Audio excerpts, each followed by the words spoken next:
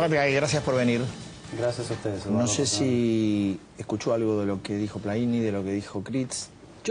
A ver, poniéndome un poco en defensor de... No como defensor, pero digo, a ver, se instrumentó el control cambiario. Bajó la presión sobre el dólar. ¿Se atenuó un poco la salida de capitales? Por definición no puede haber salida de capitales, porque no hay acceso al mercado de cambio. ¿El Banco Central recuperó algo de reservas? Sí. El único que A ver, ¿esto qué quiere decir? ¿Que fue un acierto? Ganaron. O que, claro, sí. ¿Es que esto fue un acierto o que es un error? Tan acierto como en su momento fue para Moreno prohibir las exportaciones de carne, ¿no? Y al año y medio vimos lo que pasó. Cayó el stock ganadero de 60 millones de cabezas a 48, 47. Subió el precio de la carne, se duplicó el precio de la carne. Y bueno, esto es más o menos lo que pasa en cualquier economía donde a la desconfianza se le agregan los controles, ¿no?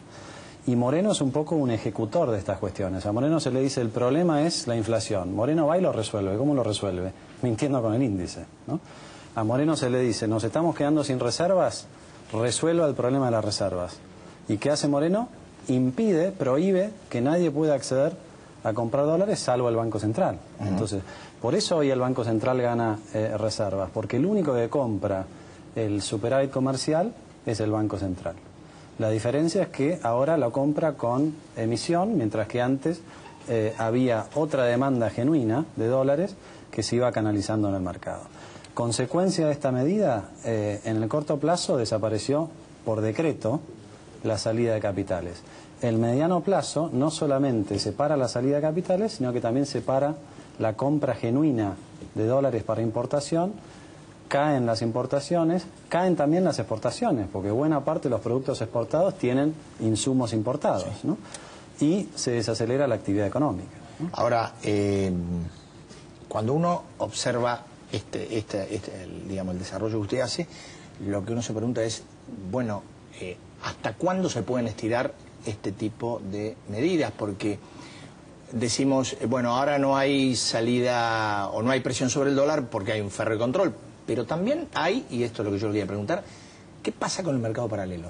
Daría la impresión, porque hay un mercado paralelo, pero en verdad pareciera que todavía no funciona como hemos conocido en otras épocas de la historia argentina. Sí, según parece también el mercado paralelo está trabado porque Moreno los llamados que hizo para frenar la salida por el oficial también los hizo para frenar el funcionamiento del mercado paralelo, ¿no? Pero en todo caso yo creo que lo que hay acá es una demostración más de cómo funciona el modelo kirchnerista. Donde hay un problema, bueno, hay que poner todos los cañones en resolver ese problema, al costo que sea, ¿no? Y el costo que se va pagando es un costo muy alto, ¿no? No tener estadísticas confiables no solamente lo deja a Argentina totalmente fuera de cualquier discusión internacional o del mercado, que es algo que quizás necesite este año, sino que además nos deja a nosotros, los argentinos, sin la posibilidad de tener un diagnóstico de lo que está pasando. Critz recién mencionaba las cifras de inflación que no son las del INDEC. Usted me preguntaba por Plaini y yo coincido con casi todo lo que dijo Plaini. Y Plaini no se cree ni por un segundo el número de la inflación del INDEC. Ahora, si uno se cree el número de la inflación del INDEC, tiene la distorsión que decía Plaini. Resulta que el impuesto a las ganancias es cada vez más regresivo. ¿Por qué? Porque va cobrando impuesto al asalariado que solamente ve que su salario sube con la inflación, ¿no? Como no se modifica ni el mínimo imponible ni los tramos, entonces estas son las cosas que hay que cambiar. Por supuesto que hay que tener una reforma tributaria que sea mucho más progresiva, por supuesto que hay que tener un programa de desarrollo, hay que universalizar en serio la asignación por hijo, esto lo podríamos hacer por ley, ¿no? Fíjese, Eduardo, que se junta la Comisión Bicameral de Decreto de Necesidad de Urgencia y que es el primer decreto que trata. El decreto que le permite a la Presidenta ajustar los salarios de 300.000 empleados públicos, ¿no? Esto está demostrando cuál es la urgencia que tiene el gobierno hoy, que es hacer un ajuste fiscal, ¿no? Lo vemos por el lado de los subsidios. Este es otro ejemplo. En su momento, bueno, las tarifas no pueden subir, que no suban. Muy bien, las tuvieron congeladas durante todos estos años. Y ahora, de golpe, suben 300, 400, 500%, ¿no? Entonces, estas cosas son victorias a lo pirro, ¿no? Que parece ser que funcionan durante un tiempo, pero tienen consecuencias, y esas consecuencias son muy claras. El año pasado, el 2011, cerró con un déficit fiscal de 46.000 millones de pesos. Lo repito para que lo entendamos, 46.000 millones de pesos, casi 12.000 millones de dólares, ¿no? Y ahora el gobierno quiere este año, a pesar de que la economía se está desacelerando, quiere que no haya déficit fiscal. Entonces la pregunta es, ¿a quién le va a sacar 10.000 millones de dólares de recursos? ¿Y qué impacto va a tener eso sobre la demanda privada y sobre la economía, ¿no? Sí, con un agravante que es, da la impresión que este año, al menos por algún sector de la economía, los ingresos van a ser inferiores a lo que fueron el año pasado. Digo, el impacto que puede tener la sequía sobre las exportaciones y las exportaciones sobre lo que retiene el Estado parece va a ser menor a lo que logró el Estado el año pasado. Claro, la sequía profundiza estos problemas, el problema fiscal y el problema de actividad económica. Pero el origen es anterior, digamos. Este es un gobierno que en la necesidad de salir a buscar fondos está dispuesto a hacer un ajuste fiscal, ¿no? En la necesidad de buscar fondos está dispuesto a hacer un ajuste tarifario muy fuerte. Ahora, no hay una contradicción, digo, se percibe entre lo que usted dice y lo que hace el gobierno del ajuste para que vean que estoy ajustando, pero por el otro lado los controles para espantar a aquellos que quieran venir a invertir y a lo mejor ayudar a desarrollar el sistema productivo. Me parece que son señales ambiguas, ¿no? No para ellos, porque ellos están siempre mirando al corto plazo. Y en el cortísimo plazo el problema a resolver es el tipo de cambio. Ahora, fíjese, Eduardo, lo que hay detrás. O sea, con todos estos controles cambiarios se frenó la salida y demás.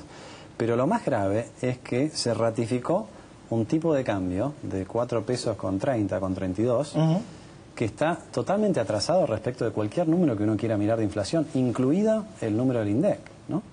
Entonces, para que no parezca y no se note que estamos mal, nos sentamos sobre el tipo de cambio.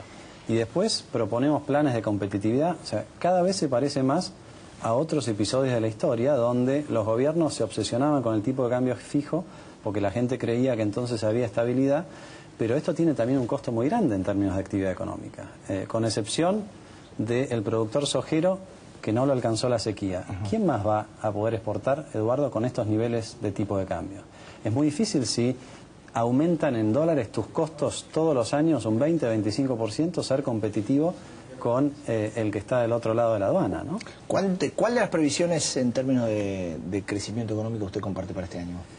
Nosotros en el proyecto alternativo de presupuesto que elaboramos hablábamos de un crecimiento del 3,5%. Similar al que difundió el Banco Mundial hoy, ¿no?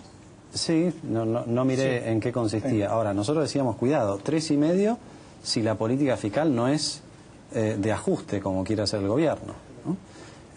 Con este ajuste fiscal yo creo que va a ser muy difícil llegar al 3,5%. Después lo podrán dibujar ellos, ¿no? Pero ahí vendrá la cuestión. Hablaban con Critz de la negociación salarial. Si el gobierno insiste en serio en salarios del 18%, lo que va a estar promoviendo es un ajuste en el salario real también. Ajuste de tarifas, ajuste fiscal, atraso cambiario, ajuste salarial. Ninguna de esas cosas es buena para el crecimiento económico, ¿no? Si se da todo eso, más la sequía, yo creo que va a ser dificilísimo llegar al 3,5% y creo que vamos a estar más cerca del 0 que del 3,5%. Gracias, Pratagay. Gracias a usted, Eduardo. Julio, ahora con la política y Francisco de Narváez. Así es, estamos con